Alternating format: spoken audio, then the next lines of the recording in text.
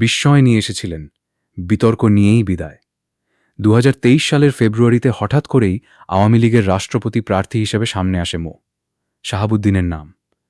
রাজনৈতিক মহলে তখন বিস্ময় ছড়িয়ে পড়ে, কারণ সম্ভাব্য প্রার্থীদের তালিকায় তাঁর নাম প্রায় কারও আলোচনাতেই ছিল না।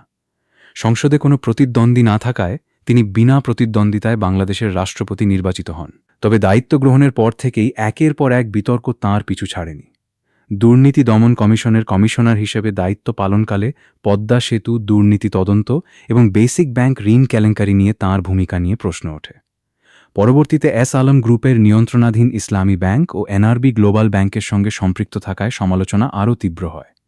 রাষ্ট্রপতি হওয়ার আইনগত যোগ্যতা নিয়েও আদালতে রিট হয়েছিল, যদিও হাইকোর্ট ও আপিল বিভাগ শেষ পর্যন্ত তাঁর রাষ্ট্রপতি হওয়ার বৈধতা বহাল রাখে। সবচেয়ে বড় রাজনৈতিক বিতর্ক তৈরি হয় ২০২৪ সালের জুলাই গণ অভ্যুত্থানের পর। শেখ হাসিনার পদত্যাগপত্র নিয়ে তাঁর ২ সময়ে দেওয়া পরস্পর বিরোধী বক্তব্য দেশজুড়ে নতুন বিতর্কের জন্ম দেয়। এ ঘটনায় বিভিন্ন রাজনৈতিক দল ও ছাত্র সংগঠন তাঁর পদত্যাগের দাবিতে আন্দোলনও করে। জুলাই আন্দোলনের সময় রাষ্ট্রপ্রধান হিসেবে তাঁর নীরব ভূমিকা নিয়েও বিরোধী দলগুলোর তীব্র সমালোচনা ছিল।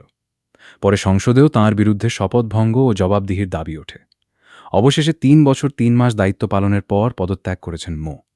শাহাবুদ্দিন। বিস্ময়কর মনোনয়নের মধ্য দিয়ে যাত্রা শুরু হলেও শেষ পর্যন্ত নানা বিতর্ক আর প্রশ্নবিদ্ধ ঘটনাই তাঁর রাষ্ট্রপতি অধ্যায়ের সবচেয়ে আলোচিত পরিচয় হয়ে রইল। আপনার মতে মো. শাহাবুদ্দিনের রাষ্ট্রপতি হিসেবে সবচেয়ে বিতর্কিত অধ্যায় কোনটি? মন্তব্যে আপনার মতামত জানান।